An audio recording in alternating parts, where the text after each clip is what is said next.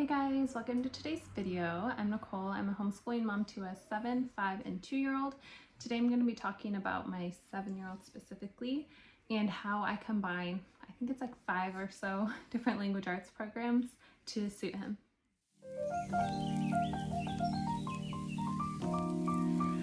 Okay, so my 7-year-old is, I would say, advanced for reading. He just really loves it. He needed to be more challenged. Last year we were just using The Good and the Beautiful. We did start a Memoria Press lit guide toward the end of the year. If you hear a lot of heavy breathing, my pug is like right here. He's like 12 years old and he's kind of loud. Anyway, and it just wasn't quite challenging enough for him. I did also want to find some readers that were, I don't know, more of an assortment, I suppose. So I'm gonna try and tell you guys about, so that's why I started to kind of piece together. I do have a video talking about like The Good and the Beautiful and why I felt like it wasn't just like quite enough, I guess, for us at his age. That's all I really use with my kindergartner and love it. So let's see here. We just had our co-op day today. So we just got back. I decided I always do my videos for the moment. So, okay, so to start, we are still doing The Good and the Beautiful. He's on lesson 40. So he's, what is that, a third of the way done, and it's just now October. So he's still ahead in it. We use this about every day because it is just like so easy to use, and I kind of feel like it's one of those things that like checks all the boxes, right? So it's like, okay, we did grammar, we did spelling, we did the base is how I feel The Good and the Beautiful is, and it does a really great job of that. What I feel like it's lacking is literature. Not to say anything bad about The Good and the Beautiful, I think it's great, and I love their book library that they offer, all of that stuff. Anyway, so that is kind of like the base that we use. Like I said, we use it every day. He enjoys it. He can do most of it independently, although I am at the table with him. And we usually do the first part together, and then it actually has a specific independent work page that is great for transitioning into that independence. When we don't do that, when I feel like he's getting bored of it, we take, for the day, pretty much, we do a little bit of Explode the Code. We haven't done much of it this year.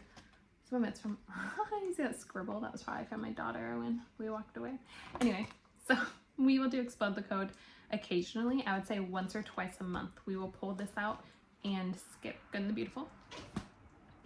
Okay, and before I go into our book studies, the last thing that we do, this is for the history cover, but I have Bookshark because we are a Christian family, but we have charter funds that pay for Bookshark. So I have the level 4 readers for him, and I didn't buy the reader pack. I just bought a few, and basically what I do, I'm just going to show you one page because I don't know what the copyright is like, but this is just an example of like some questions. So I will have him read, and usually all the books that are in the list he reads in like less than an hour.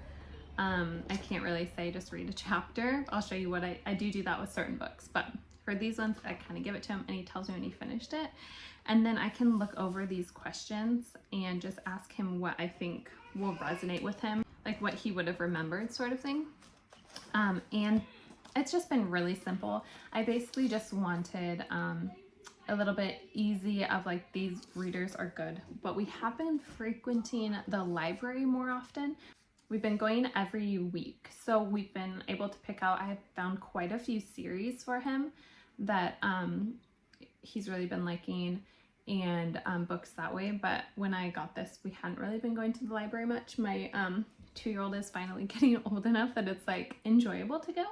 But anyway, using this for his readers and then being able to ask those reading comprehension questions to make sure that he's understanding it, but he's still getting through a lot of books, because he reads like multiple chapter books a day. Because our book studies, which is what I'm going to go into next, this is like our main exciting part that we've added this year, It's only one book a month.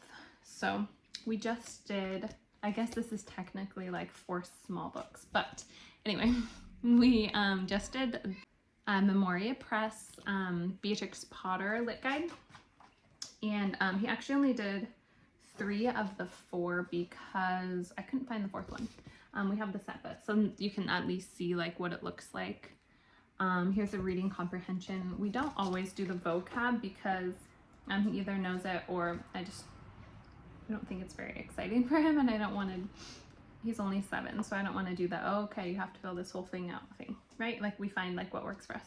So mostly I'm doing this for the comprehension. So he's reading those aloud during our lessons. And then it has some other kind of more fun stuff too. Like sometimes it's like draw a picture of your own garden.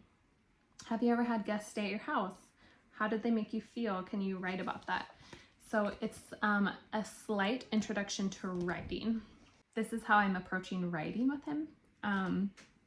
So we've got like the grammar and spelling, and then we've got reading, and this is how we're doing writing. So this is part of it. So I do this for 1 month, and then I switch over to Brave Writers DART program. We are a week into this, so I feel like I know it well enough to be able to share it with you guys. We're really enjoying it. But and then we do this for a month.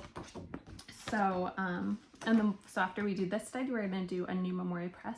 Keeps it really interesting. That's like getting me weird. The lighting is very weird in here. Sorry, it's like super sunny but shadowed. Okay, anyway, it's keeping it really interesting for him, right? So I think that if he had another Memoria Press guide right away, he would have been kind of bored. And we're gonna be able to get through quite a few, right? Like maybe 5 of each at the most. So that's what we do with Memoria Press is he reads aloud, and then we spent, for this one, there were the 4 stories. So we only did it for 3 weeks, but he would read 1 story throughout the week, and I just put it into parts for each of the days. And then DART is actually designed to be done for 4 weeks, I believe. And it's kind of laid out for each day of 4 days. So like this week, there's like copy work for a day. We spent a day talking about adjectives and playing with like sentences and adding adjectives and taking them away. And it was just like really silly and fun. And the specific book we're reading is about, there's like dragons in it. And so this is Thursday. It was the last of this week. And so because of my 5-year-old does it a little bit with them, just like as much as he wants. And we came up with an adjective-filled sentence about their dragon, and then after they figured out their sentence, then they drew their dragon and gave it a name and things like that. It was really fun. So we are really liking this combination. It actually does not feel overwhelming at all. So I kind of said this, but oh, and I'll show you one more thing, sorry. We have quite a few different handwritings we've collected at this point. So he's very interested in presidents. So we have this one that he enjoys.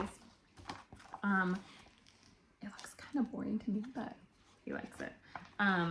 So it's just like a quote, or it's like something about the president or a quote from them. So he's been enjoying that. We like the Good and the Beautiful handwriting. He's still on level 1 because he doesn't love doing handwriting because he wants it to be perfect. And then he really wanted to do cursive. My printer wasn't working great, but we started the dash into cursive as well. And this one, we just started it, but it seems good. I like how it lays things out. So handwriting. So that's all of our language arts. I don't want to make the video too long, but I just wanted to give you like an example of how our language arts day would go. So language arts happens right after our mid-morning break. So it's about 10 o'clock. I have it laid out on the table. So I typically will have his Good and the Beautiful is what he starts with. And then once he does that, then he moves into his handwriting while I do Good and the Beautiful with my 5-year-old. And then after his handwriting is when he will move into one of these, either the DART or the Lit Guide, before we go into our history or science, whichever day it is. So it's very light. And then for his readers, it's super casual. I go to be like, oh, he's like, Mom, do you have another book for me to read? So I'll give him one of the readers. Oh, bug, sorry. And then I just like peek into the questions. And as he's reading it, once he takes a break, you know, I'm like, remember the questions that I read, and I just ask him about it, and we just have a simple conversation. So that is not sitting at the table type of thing. That is more just like throughout our day, because, you know, homeschooling is like a lifestyle. So even though we're doing quite a few like bigger pieces, it's flowing really well. So I'm very happy with it, and I think he is too. He's really enjoying it. We are actually taking a break from school. We've done 7 weeks, so next week we are taking off, and we are going to be doing a game week. So we're going to be doing language arts games instead of book curriculum. We're going to be doing math games instead of math curriculum. So that's not really related to the video, but I thought I'd let you guys know because I'm pretty excited about it. So that is everything. Let me know what you guys use, or if you guys have any recommendations or anything like that. And please subscribe, it really helps my channel. Thank you guys.